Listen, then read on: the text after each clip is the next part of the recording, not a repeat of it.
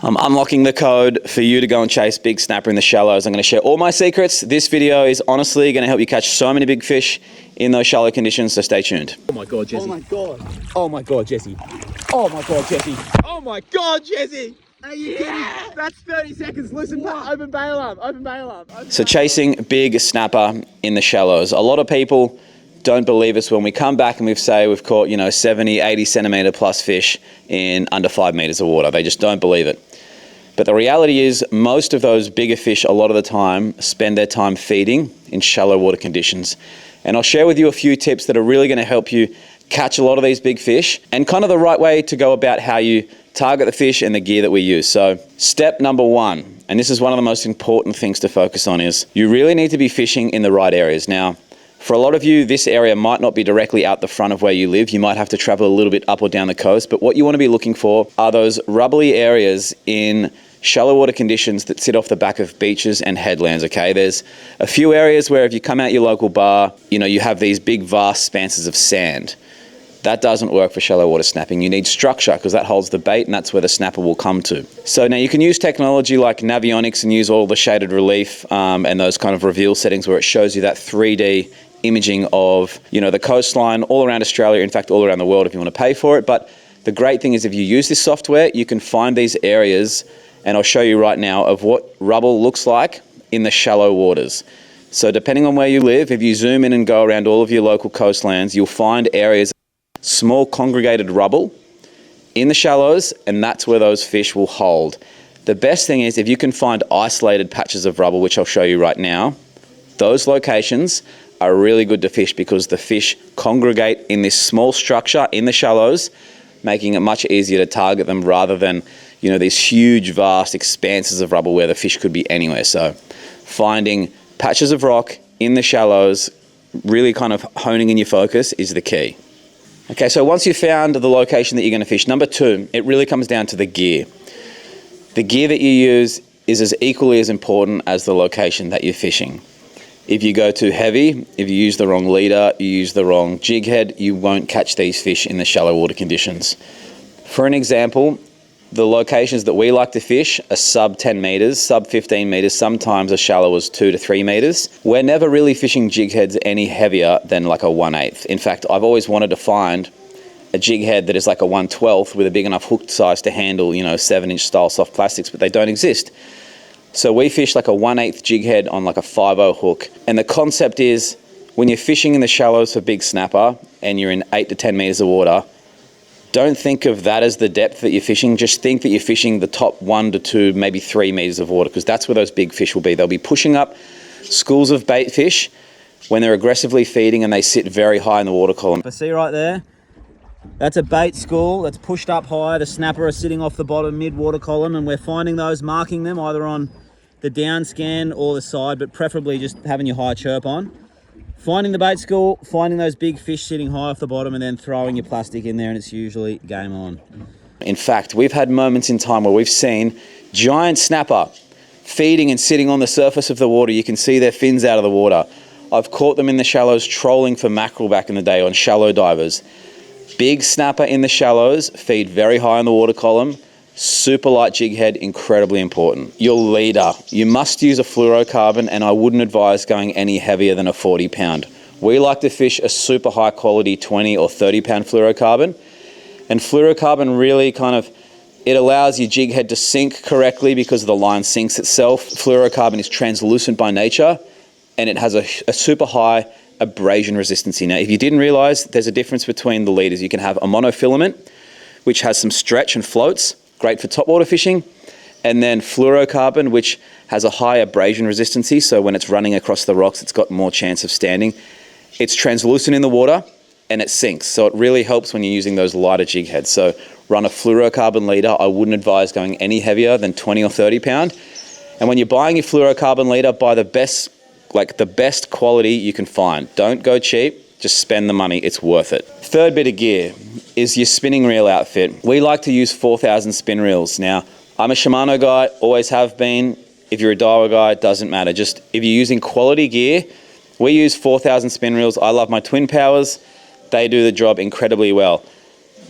This is So important. I can't express how important this is. In fact, it's tripped out people when they've come chasing these big fish in the shallows. Your drag setting, super tight.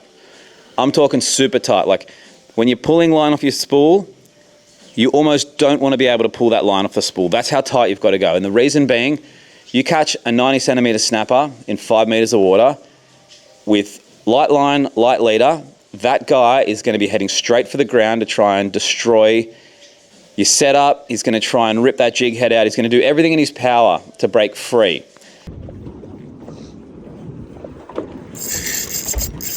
Yes. Big fish. Big fish. Big fish, man. Big fish, Jez. Really big. Turn his head, Jez. Turn his head. Big fish. Really big snapper. Oh my God, that's lock 22. Oh! Big winter snapper. That is a PB for Jez. Oh my Happy God. days, brother. Yes. So a super tight drag is incredibly important. Now, what might feel very tight to you, when you've actually got your line out and the fish is taking a run, you'll notice that the line will always release a lot easier than you think. So a super tight drag is critically important, because don't have the concept of, I'll hook the fish on some lighter lines so your setup doesn't pop, and then I'll incrementally tighten my drag as the fish is running. You can't do that because you don't have that time.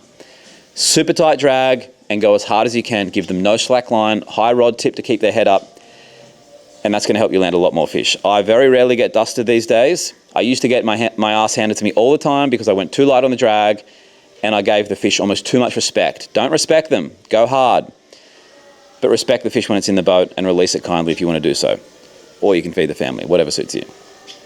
Okay, moving on to the next tip. I see this happen all the time in some of the local areas that we fish when people want to embark upon chasing big snapper. And, there'll be a beautiful little patch of reef and you'll see a boat coming out at crack of dawn. Everyone's frothing to get out there and chase a big fish. And what they do is they come flying up to this zone that might be half the size of like a soccer pitch, so quite a small congregated bit of rubble.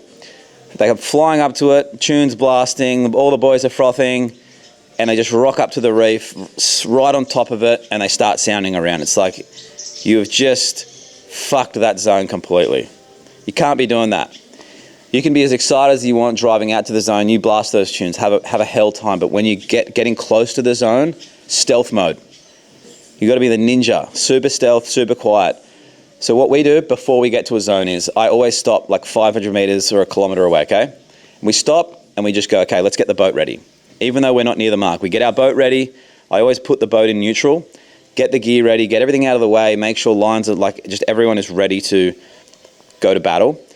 And then whilst we're doing that, you can then go and check your track on your sounder and you'll see exactly what your drift line is for the day, depending on if there's no wind, which way the tide's pushing you. If the wind is stronger than the tide, which way the wind is pushing you, and you can plan your drift. So what that means is you got your stuff ready, you got your boat ready, the net's there, you're all planned, and you've seen your drift line. So you come up to your zone, and as an example, if you've got a patch of reef and your drift is north to south, you drive all the way around the reef, you stay as far away as possible, you start up current of the zone you're going to fish, turn the boat off, super stealth, and then you start fishing like 50 meters out, as opposed to going to the little patch of reef and sounding around first. And then as you're coming over to it, you're watching the sounder as you're casting and you're seeing if there's any life. Now, if there's no big bait schools, the fish, they're not feeding aggressively. You can't see them on the sounder. Like when you see these fish feeding in the shallows, it's quite easy. You'll see a bait ball, you'll see big arcs around it, and that's those snapper pushing the bait up high. It's very easy to see. If they're not there, they're not there. Don't flog a dead horse. Go to another patch of ground and find those fish. But being super stealth, critically important. Don't just rock up to the zone, tunes blasting, because those fish will scurry away. They're very timid in the shallows, like very, very timid in the shallows. So stealth is key.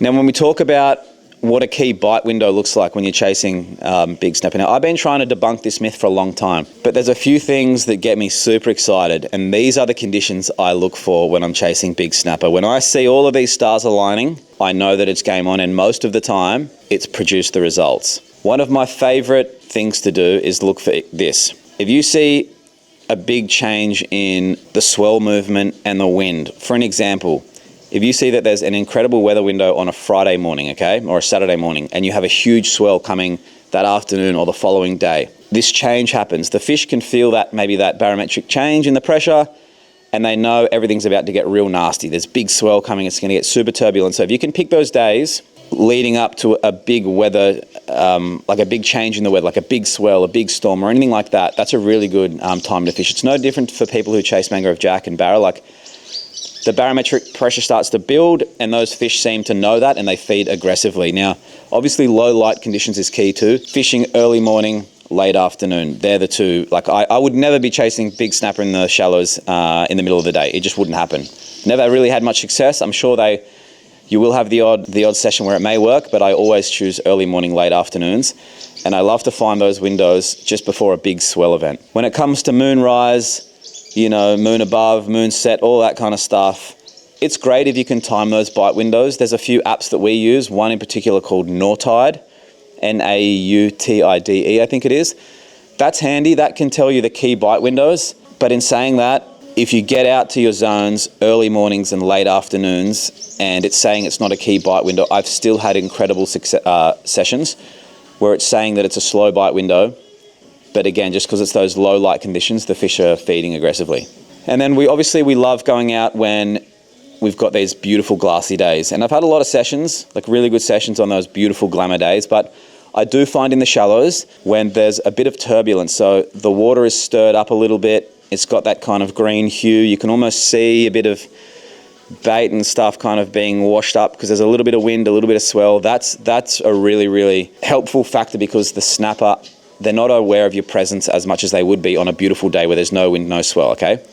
Again, if you're in 10 meters of water and your boat's sitting right on top of the fish, when there's some swell and some wind and a little bit of turbulence in the water, it's a little bit murky, you can kind of stay a little bit hidden. So I really love it when I go out and there's a little bit of wind, a little bit of swell, and the water's been a little bit stirred up. That usually leads to a really successful session as well. Now, to summarize my top tips on chasing big snapper, here's what I can genuinely share at the end of this video, just going over everything we just spoke about. So use a platform like Navionics or C-Maps to find those nice patches of rubble in shallow water near your local location in terms of where you live and where you fish. If you have to travel a little bit, you've got to be fishing the right locations. Don't be chasing them in the shallows on these sandy, vast expanses. You won't find them. You need to find those shallow water rubble patches. Use Navionics, use C-Maps, and find those zones. Secondly, make sure you fish incredibly light, okay? Super light jig head. Again, we're fishing 1/8. Light leader, nothing more than 30-pound fluorocarbon. We like 4,000 spin reels. And then the rods that we're using are like a 10 to 20-pound style rod. I like 7'4" rods. You get that extra castability. The braid we're using, about 30-pound. Low light conditions. Target these fish early morning or late afternoon. Don't go out at, gentlemen's hours at 9 a.m. I just don't believe the fish are going to feed, and you'll probably have a lot of donut sessions. Look for aggressive feeding bait schools, okay? Don't flog a dead horse on small patches of ground if you're not seeing the life on your sounders. Use your sounders and use them to your advantage, okay? If you've got an area where there's lots of different patches of rubble that you can go between, start on one that looks great, stealth mode it over the top. If you don't see the bait and you don't see the fish feeding aggressively, move to the next zone because that bite window closes very quickly. If you're fishing early morning, the second that sun gets up high, you've missed the window. So don't flog a dead horse on one patch of ground, move around, but do it in a stealthy manner so that you're planning your drift, so that you're always drifting nice and stealthily over those fishing zones. And then lastly, tighten that drag, good quality gear, and fight the fish the way that you need to fight it in these shallow water conditions. When you come across a big 80, 90 centimeter snapper in under 10 meters of water, tight drag, fight it really hard, don't give it any slack line, respect the fish, respect the battle, but also respect the fact that you've got to turn the head on this thing in those shallow water conditions. Shallow water snapper fishing is incredibly fun, it's super productive, but you have very small windows of time to get it done. It must be low light conditions and the conditions must be right. You must fish the right areas, but I can guarantee you, if you keep trialing it, you will find what works in your local area and you're going to probably encounter much bigger fish in the shallows than you are in those deeper waters, so have fun with it. Well, hopefully I've shared some info with you guys that is going to help you increase your chances of catching big snapper in the shallows. Now, if you kind of sprinkle a little bit of your own magic in there, you might unlock a code for your local area. We know what works for us in our local fisheries. You can take the advice that I've given you and sprinkle some of your own info, and hopefully you're going to tangle with some giant snapper in the shallows. It is so much fun, So get out there, and if you catch some big fish, share it with us. We'd love to hear your adventures. Thank you for watching.